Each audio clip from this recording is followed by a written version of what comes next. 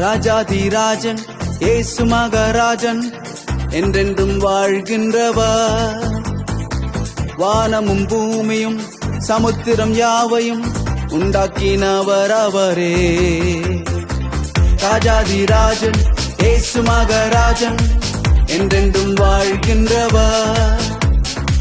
வானமும் பூமியும் சமுத்திரம் யாவையும் உண்டாக்கினவர் அவரே. உலக தோற்றத்தின் முன்னே என்னை வரைந்தவரே. என்னை பெயர் சொல்லி அழைத்து உயர்த்தி வைத்தவரே.